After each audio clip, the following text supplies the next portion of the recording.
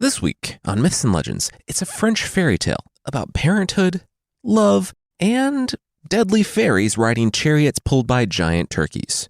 You'll see why the best defense against lions is cake, and how a picture message can drive you insane.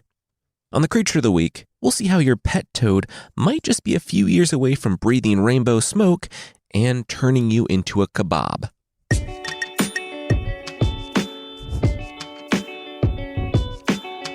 This is Myths and Legends, episode 236, Piece of Cake.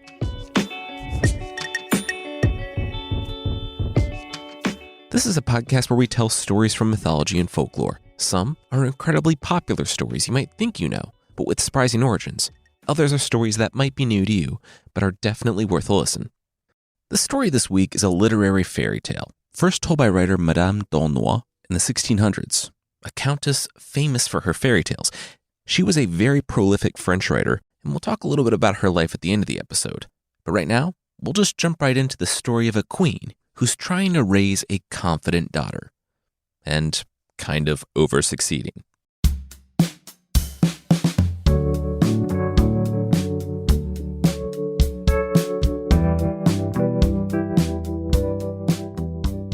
The queen's servants looked through the letters. Okay, updates. The queen sat back, an excited, expectant grin on her face. All right, guys, let's hear them. How many marriage proposals did her 15-year-old daughter have after they sent out the portraits of her? A lot? Too many? None? The servant mumbled. In fact, the portraits were having kind of the opposite effect. The kings of the Snowy Mountain and Golden Plains, well, they just got out of the hospital. Hospital, the queen blurted. The messenger smiled. Yeah, they were some of the lucky ones. You see, our queen here was a widow, and as we know from folklore, there are two ways this can go. If the father of a daughter is a widower, he remarries, fades into the background, and an abusive stepmother takes over and makes the daughter live in an attic and talk to mice and stuff. If the mother survives, she holds on to power by sheer strength of will and puts her daughter first, preparing the girl to rule. The queen kind of overcorrected, though. She loved her daughter and saw the girl's path forward as being able to marry well, as the queen had done. So they went to go see some kings. They traveled around to different kingdoms, and the kings put on fetes. Lavish outdoor festivals. Heavy on the lavish, too, because the original story says that kings spent $300 to $400 million on a single festival. And while yes, that number is ridiculous, remember that this is like the 17th century. So multiply that by at least 7 or 8 to get the 2021 amount. It was truly, completely absurd. But the wooing didn't stop there. The guys who were better on paper, the poets and writers, sent stories and sonnets. 8,000 in all. No one really cared to read them, though, and with that volume, they would need a library the size of the castle to keep them. So the stories fed bonfires in the capital for a year straight. The mother and daughter, exhausted after traveling to 20 different kingdoms seeking a match, settled down at home. But they wanted to give the king something to remember the 15-year-old princess by. So they sent out portraits of the girl. It was also in this area that the royals kind of overdid it, because the paintings of the princess, best case scenarios, made the kings fawning thralls of the girl, and worst case, sent them to the hospital because she was so beautiful they became sick, or sent them to the asylum because the paintings drove them mad. Not sure if they got the painter equivalent of H.P. Lovecraft to do the portraits, because that's some Cthulhu-level nonsense. Anyway, in time, the girl did have a few marriage proposals. But the side effect of being told you're better than everyone and everything ever for your whole life? You believe them. She told her mother that she wouldn't marry a king that was beneath her. And since everyone was beneath her, she wouldn't be marrying, no matter how many $20-21 billion parties were thrown for her. Also, maybe she was 15 and didn't want to marry. Seems pretty reasonable. The queen had taught the princess to be decisive and have resolve, to know her own worth. But now that she was actually doing all those things, it was super annoying. The mother didn't know what to do. Her daughter was 15. She was almost too old to get married. The queen panicked, and then she learned of the fairy. Like in the Zelda games, there existed, far off, a fairy that you could ask things of, and, unlike those in Zelda, probably didn't make questionable noises that made people look at you funny when you played the Switch in a public place. This fairy was called the Fairy of the Desert, but there was a problem. The lions. The fairy was guarded by lions.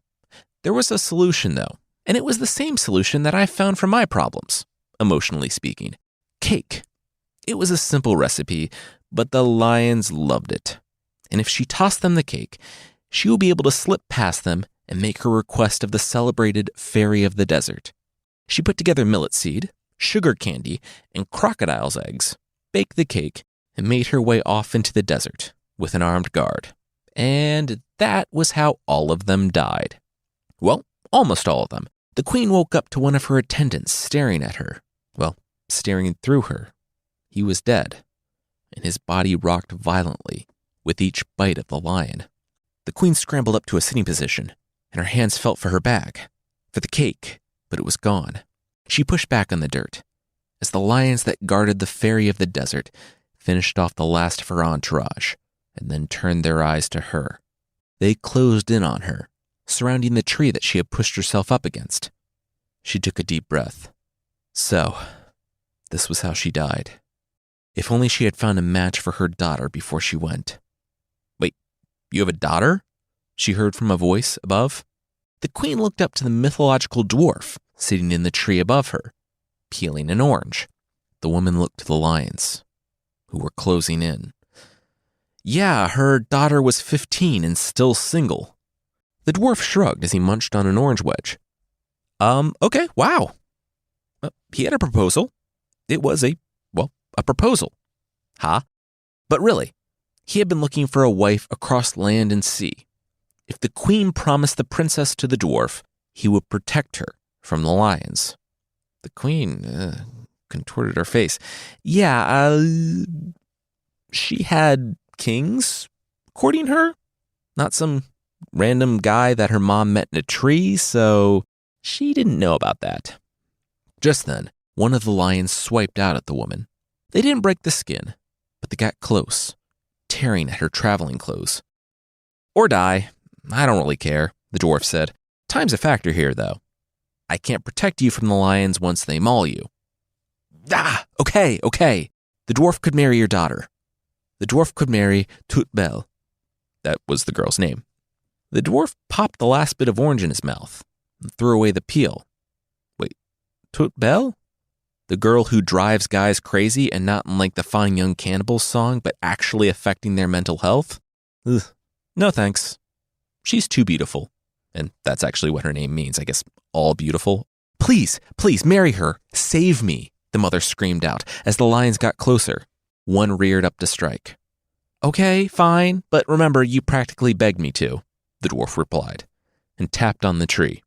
A door opened up in the tree right behind the queen, and she dove in. She heard the lion's swipe scratch the wood from the darkness of the interior. Down below, torches crackled. The queen descended the stairs, looking down into the murk and haze of the dwarf's subterranean home.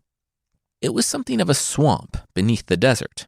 Round frogs leapt in fetid water before a house of mud and thatch. Here, the dwarf stood with his mother, the Fairy of the Desert. The dwarf wore wooden shoes and a yellow jacket, and the story says that he looked like the perfect little villain, which is outsourcing a lot of the work as a writer onto the imagination of your reader, but I'm going to do the same. The Fairy of the Desert, the dwarf's elderly mother, stepped forward, her dress dragging in the muck. She said she was excited for Toute Belle to arrive.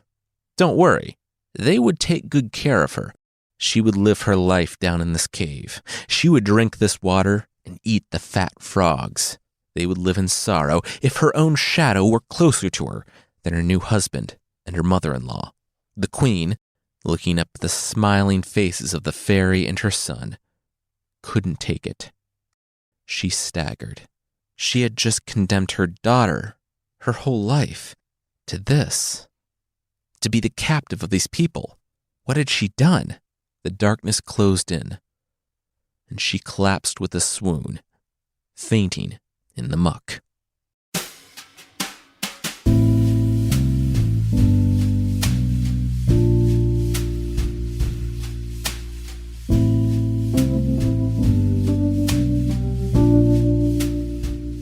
The queen gasped awake, just as the lady's maid shrieked. She apologized to her queen. She didn't know the woman had returned from her trip to visit the desert fairy. The queen sat up in her bed. She was in her pajamas. How did she get here? The last thing she remembered was the gloating, grotesque faces of the fairy and her son. She asked the date. Apparently, she had been in their lair yesterday.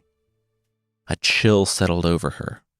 She had promised her daughter to forces that she could barely comprehend. The funerals for her guards and attendants came and went. The queen grew distant, preferring to stay shut up in her room. She refused to even see her daughter, Tut Bell, the light of her life. The girl's shining face filled the queen with guilt for what she had done, and fear for the day that she knew was coming, the day that the fairy and the dwarf made good on their promise. On that day, the queen would be powerless to stop them. Tut Bell, though, cared for her mom.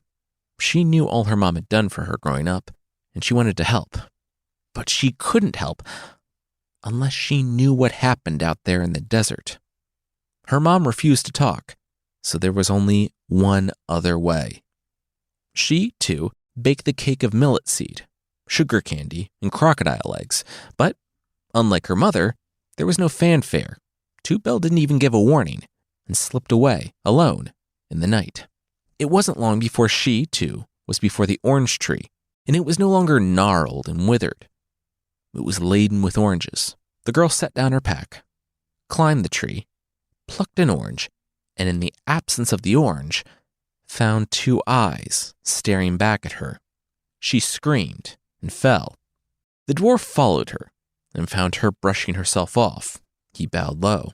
Tut Bell introduced herself and pointed to the orange tree. Had her mother been here? She always trailed off at the orange tree whenever someone tried to get the story out of her. The dwarf nodded. Oh, yeah, she had been here. The princess said she came seeking the fairy of the desert.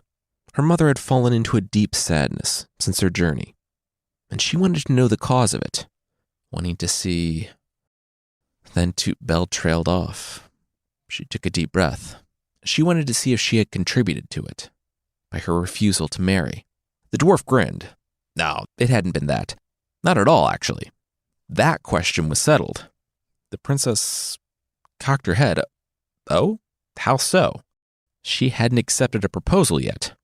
The dwarf shook his head. He would hope not, because she had been promised.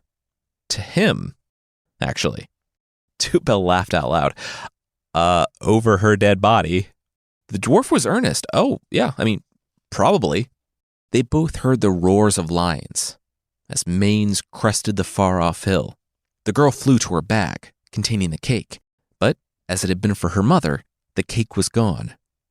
The lions were coming. Hey, you get to make good on your phrase here. Not a lot of people get to do that. I'm proud of you, the dwarf said. Tut Bell shook her head. No. She didn't want to die here. It was an anachronistic turn of phrase, please. She said she would marry the dwarf.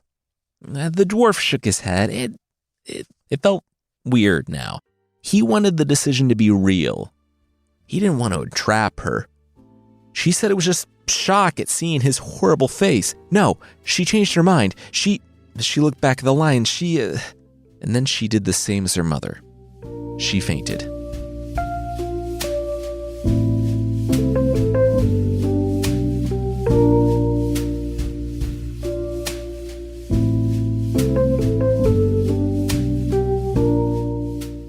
It was Tut Bell's wedding day.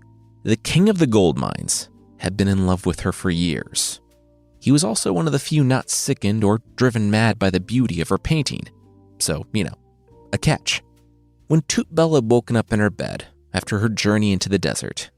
She, like her mother, was sick to her stomach. To be coerced into marriage was disgusting, but she felt betrayed by her own mother, who had promised her to a creature to save her own skin. Now, Tootbell needed to save her own life. The story says she would have remained happy had she stayed single all her life, but now she needed protection. The dwarf couldn't marry her if she was already married. She picked one of the kings from a hat and said yes. Weeks later, the sea was choked with riches, as the king of the gold mines, he was doing pretty well for himself if you can't guess by his name, prepared the greatest wedding festival in the history of the world for his bride-to-be. When the pair met, the day before their wedding, the princess expected yet another fawning sycophant, who agreed with everything she said and made plans to parcel out her life and power the moment she was married. She didn't expect him. The king of the gold mines was thoughtful, intelligent. He could hold his own with her in wordplay. He made her laugh and didn't seem to care about how they were going to divvy up what power and who controlled what armies or such and such alliances. He seemed to actually care about her. The fact that he was extremely handsome also didn't hurt. The hours they talked felt like minutes, and soon Tootbell began to feel for him what he had felt for her for years. The king was so giving with his money, too, leaving bags of pearls and gold out for anyone to just come and take. I mean, this probably sparked violence and crashed the kingdom's economy in the process, and this show of extravagance made it so an uninvited guest, riding a box pulled by 2 giant turkeys, was treated as a curiosity rather than feared, as she should have been. The color fled from the queen's face when she saw the woman, the fairy of the desert. Her wizened hands cracked the whips that spurred the turkeys onward. She called for a halt to this wedding. The princess had been promised to another. People looked around at one another. What was going on? To whom had the princess been promised? As if to answer the question, the box the turkeys had been pulling and the fairy had been riding flew open, and the mythological dwarf leapt from it, riding atop a house cat the size of a lion. He pointed to the king. This king was a pretender, the one who was trying to steal his wedding. The king of the gold mines looked down at the mythological creature riding a cat and laughed. Who did this guy think he was, laying claim to the princess? The little monster. The king would teach him some manners. Outside. Now. And the dwarf, atop the cat, obliged. The pair descended the stairs, and the dwarf called out threats to the king. And the king see that he should debase himself to even fight such a creature. He wouldn't have to do that, as we'll see, because, as it turned out, when you're defending someone, you'll want to actually, stay by their side and not leave them in the presence of a violent fairy. When the groom was a floor down and several hundred feet away, the fairy of the desert whistled, and a griffin, the creature with the body of a lion and the head and wings of an eagle, broke in through the window and tossed the fairy her spear. The magical woman took the spear and just started wailing on the princess, quote, beating her bloody for going back on her word. Tootbell collapsed in her mom's arms, but she wouldn't stay there. With the cries of Tootbell, the dwarf had his cue. He turned the cat, and instead of answering the king's challenge, he clawed back up the tapestry and made for the princess. He took the unconscious Tootbell into his arms, and he and his cat boarded his mom's griffin.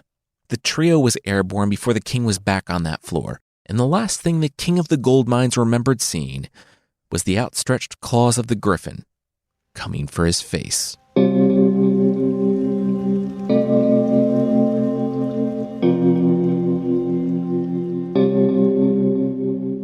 We'll see what happens to the princess and see if the fairy and the dwarf are going to force her to make good on her coerced promise. But that will be right after this.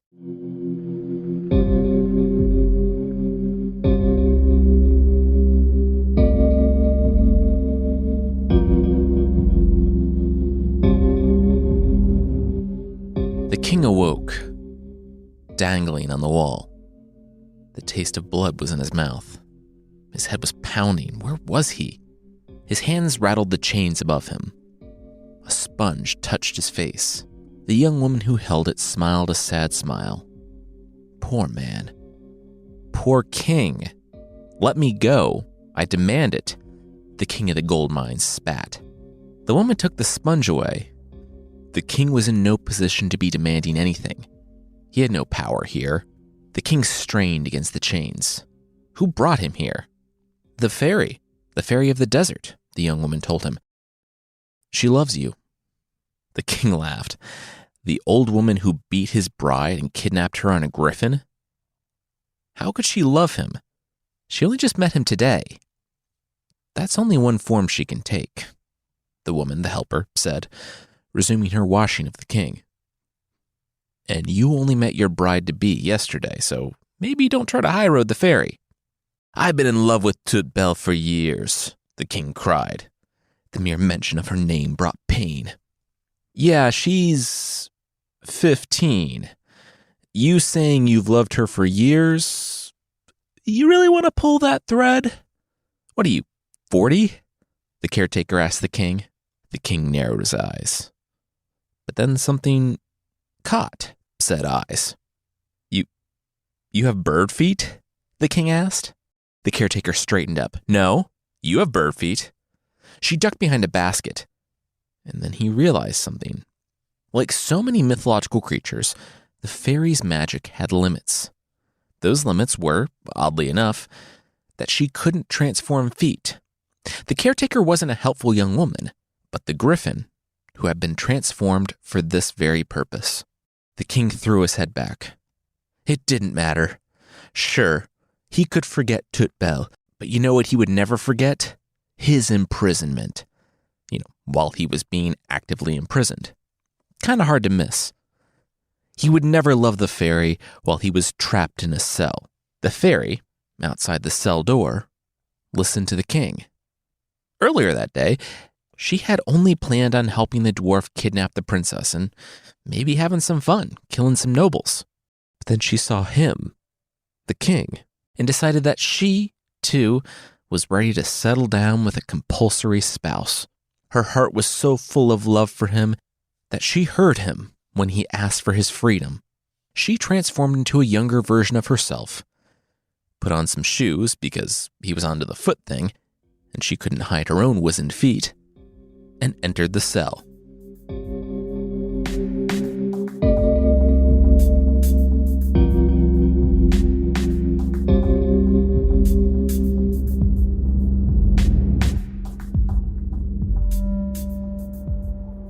Tut-Bel heard a sound like a trumpet from the sky.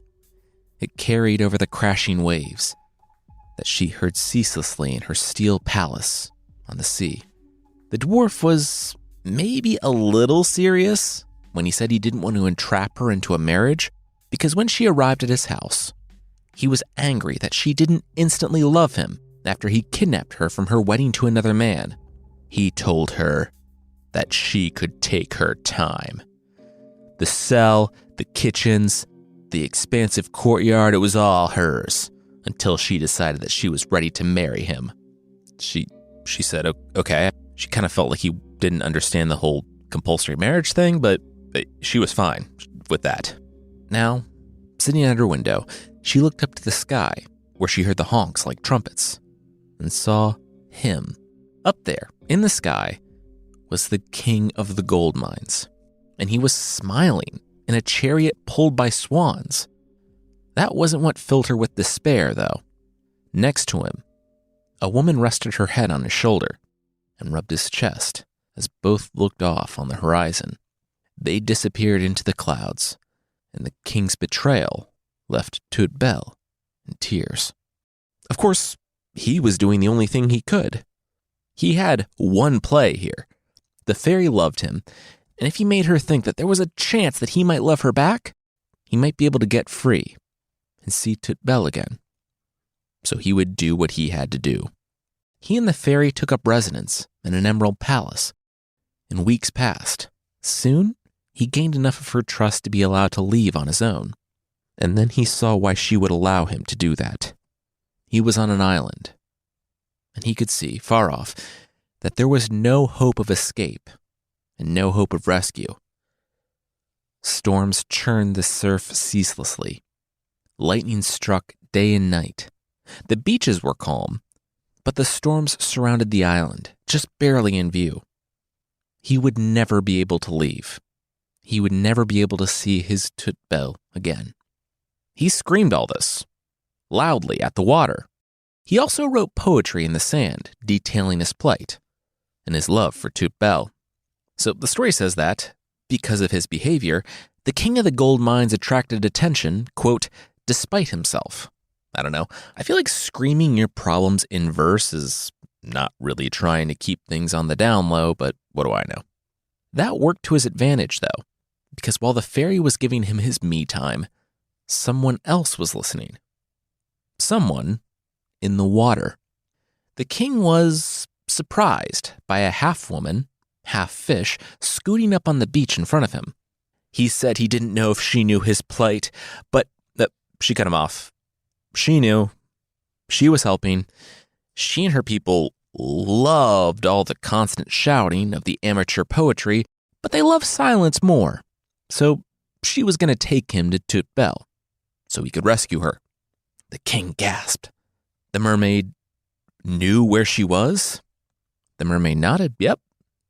She was crying almost as loud as the king here. They really were meant for each other. All right. Did you want to hop on so they could get going? The king, not needing to be told twice, waded into the water. Oh, hey, but what about the magical fairy? Once she realized he was gone, she would scour the earth for him. He winked. He had that effect on some people. The mermaid grimaced. All right. She said she was taking care of it. She had magic too. On the beach, rushes, small sea plants, were crawling up from the surf like snails, slowly coming together to take the form of a human. The mermaid said a few words, and the rushes smoothed out. There was a corpse on the beach.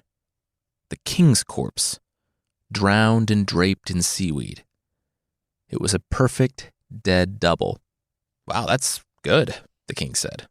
Yeah, so good that the fairy will be emotionally devastated by it and live the rest of her days in anguish. She'll call together all the rest of the fairies, and they'll build a mausoleum in your honor, the mermaid noted. Yeah, I would probably have some more sympathy for her if she hadn't kidnapped me, held me against my will, and a bunch of other stuff we're not going to touch here. Let's go.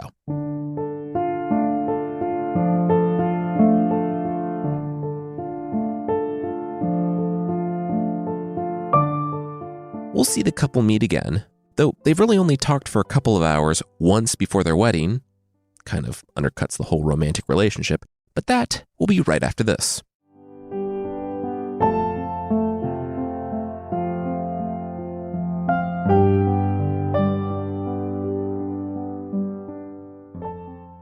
The king and the mermaid dove beneath the storms, only surfacing so that the king didn't actually drown.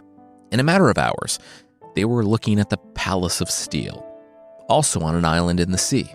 The seaside of the castle was the only one that wouldn't, quote, burn up a trespasser on approach, which is not only a really cool sci-fi defense mechanism for a 17th century story, but kind of an oversight in a world where mermaids and other creatures exist. Regardless, as the two heads, the mermaid and the king riding on her back, surfaced, the mermaid explained the situation. Tut Bell was inside the steel castle, and she hated the king of the gold mines because she saw him fly by with that beautiful fairy. The king of the gold mines was, again, about to despair loudly and in verse, but the mermaid dipped him below the water to muffle his sound. The king was distraught when she brought him back up. How? How will he ever get Tut Bell to love him again? By being an adult and talking through misunderstandings before they blow up into larger problems? You were about to get married, right? Because that happens, the mermaid said, but then continued. Anyway, you might not even live to resolve your relationship issues because, well, them. She pointed to the not one, not two, but 4 sphinxes that had just spotted them from the walls. Just FYI, depending on the mythology, sphinxes have the head of a human, bird, cat, or sheep, one of these things is not like the other, the body of a lion, and the wings of a bird. Pretty much all of them all around the world, except the Egyptian sphinx, are evil. The mermaid and the king swam close to the dock, as the sphinxes fluttered down to the boardwalk to meet them.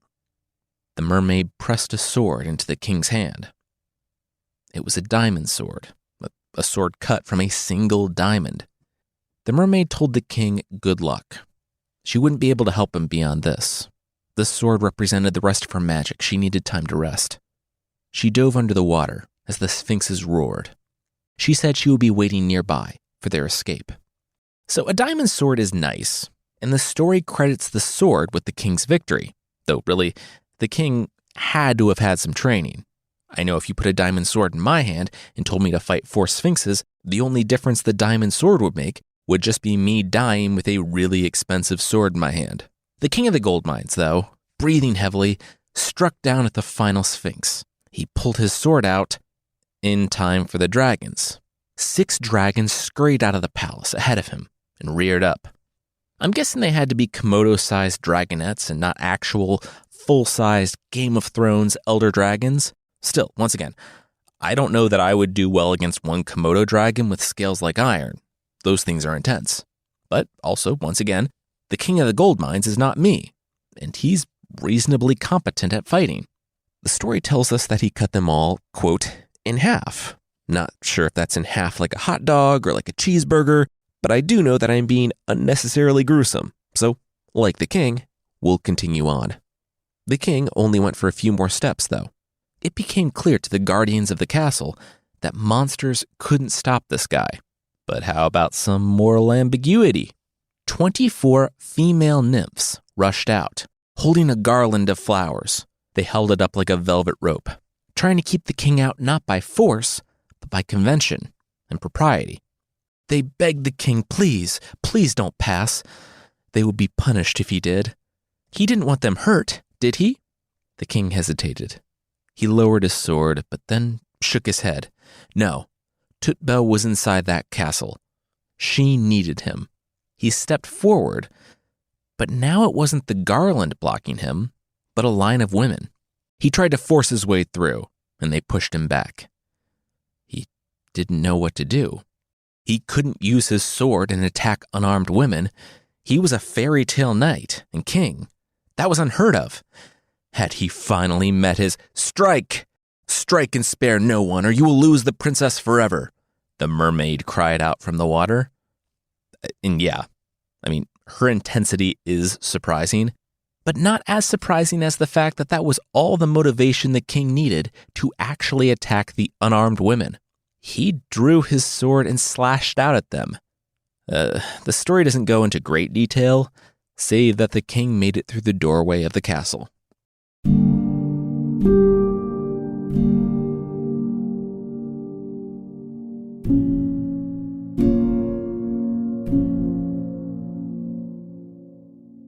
The king found himself in the forest, in the castle's courtyard. He heard a bubbling stream and followed the sound until he saw her, Tutbel, kneeling beside it.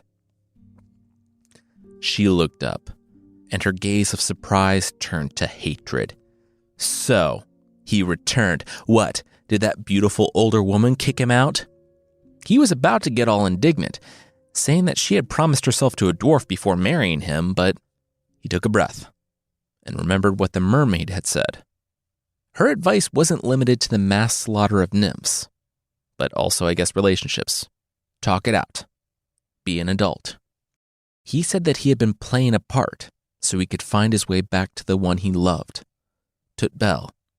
And it worked. Here he was. He had come for her, and it was time to go. Maybe because he was convincing, maybe because it was what she wanted to believe, but Tutbel smiled and, weeping, ran to her betrothed. He dropped the sword and took her into his arms, and the pair embraced. Weeping, they were together again. Then the king felt the sword, but not in his hand. The diamond tip lightly touched the back of his neck, drawing blood. He froze. The dwarf stood behind him. He had the king. The dwarf told the king to step away from his fiancée. The king had no choice but to obey. Hands up, he stepped away from Tut Bell. The dwarf kept the sword at the king's side while he looked at the pair. Well, now he completely controlled the destiny of his rival. All he had to do was move the sword just a bit more, and it could all be over. The dwarf turned his gaze to Tut Bell as he circled the king. It was her choice, though. If she cared about the king, this pretender who interrupted their love, she could spare him. She only needed to agree to marry him, the dwarf, right now, and the king could walk free. No, the king screamed. He begged the princess to let him die 1,000 deaths rather than see her forced into a marriage she hated. The princess shook her head. She couldn't marry the creature. She refused, but she also didn't want the king to die. "Let me die for you, my love," the king said. "No," Tut Bell cried. "She would never ask that of him. But instead you'll make me watch as you take this dwarf as your husband?" the king cried back. Tut Bell said that type of framing made it sound like he was the only victim here, but no. She wouldn't make him die for her. "No, let me die for you," the king pleaded. "No, I would rather die than have you die for me," the princess said. This went on, and the dwarf watched with a sigh. All right, this is just boring now. He facepalmed, and after yet another round of "No, let me die for you," and "No, let me die for you," he decided to speed things up a bit. The king stopped talking when the diamond sword burst from his chest. "There, I did it. We can all be finished with that conversation," the dwarf said, as the king slumped to the ground, dead. The princess wailed, dropping to the body of her beloved. But her wailing didn't last long.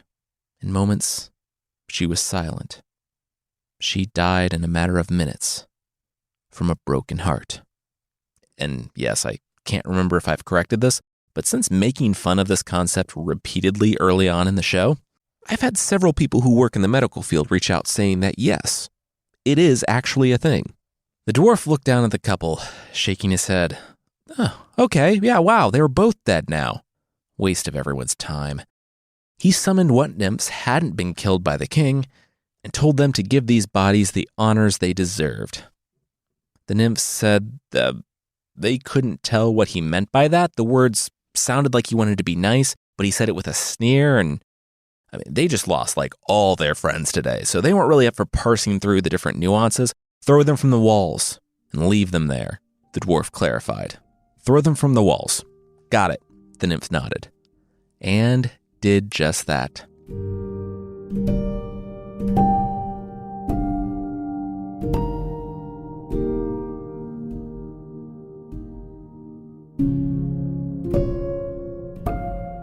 The mermaid looked on the bodies of the king and the princess. It was tragic, and she couldn't do anything about it. Her magic had been used up to make the sword, so she didn't have enough to help them. But she could bring them back together, even if she couldn't bring them back to life. She swam away, saying goodbye to the king and Tut Bell, though their bodies were gone. In their place, 2 palm trees stood on the beach, bending toward each other, and they would remain that way, always together, forever.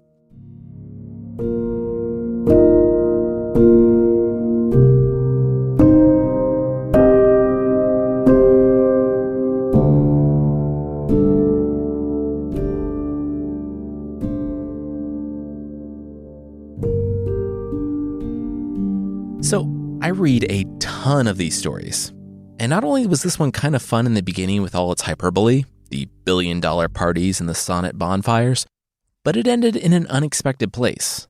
Unlike, I'd say, most fairy tales, there was no deus ex machina that swoops in and saves their protagonists. They had it. They were free, and then the king dropped the sword. I love stories where actions have consequences, and in that instant, the story turned into a tragedy, where the competent dwarf turned the sword on the king. It's kind of a bittersweet ending, but as palm trees, they're beyond the reach of all those who try to imprison them. And they're also together. Madame d'Aulnoy, the writer, was forced into an arranged marriage herself when she was 15 to a man that was 3 times her age. They had 3 children before they became estranged, and then she had 3 more children, daughters, who she supported with her writing. Knowing that, the confident 15-year-old at the beginning of the story, who is content never to marry, suddenly feels a lot more real. Next week, it's a landmark episode on this podcast. After 20 long years, Odysseus finally sets foot back on Ithaca, but his home is unrecognizable. There are strange, dangerous men in his house who have already plotted the death of his son, and each day his wife delays the decision to remarry. She risks igniting their ire. Odysseus survived the war, but he's only one man. Can he survive his own homecoming? If you'd like to support the show, there's still a membership thing on the site. For less than the price of a human organ transplant lunchbox, a lunchbox that makes it look like you're transporting human organs, and also eating them, you can get extra episodes and ad-free versions of the show that won't make it look like you're a zombie who has their stuff together and packed their lunch the night before with a cold pack and everything. Check out support.mythpodcast.com for more info on the membership.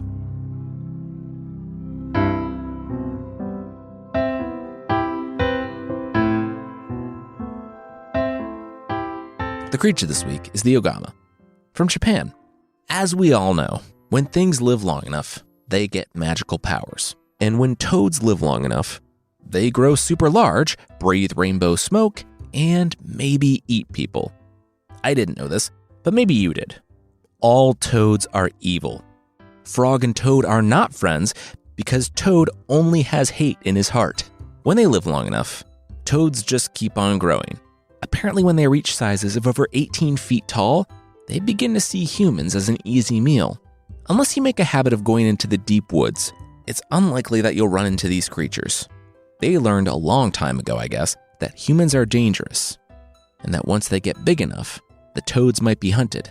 If you do go into the wilderness, watch out, because I guess toads craft spears and will not hesitate to have a human kebab. They can get so big that they might appear to be boulders or hillsides. So, if the hills literally have eyes, there's a drawing out there of fishermen running away from a hill that's looking at them, you might have just had an encounter with an Ogama. They can shapeshift, so if you make a habit of stopping by random houses in the dark forest, don't do that, but also be on the lookout for a massive, malevolent toad. Also, if you have an old toad as a pet, and the next day that toad is gone, but your roommate suddenly has a lot of opinions on the tastiness of mealworms and crickets, you might want to find a new place to live.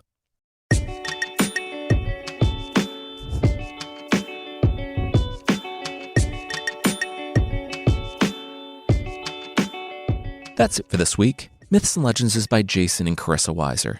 Our theme song is by Broke for Free, and the Creature of the Week music is by Steve Combs. There are links to even more music in the show notes. Thank you so much for listening, and we'll see you next time.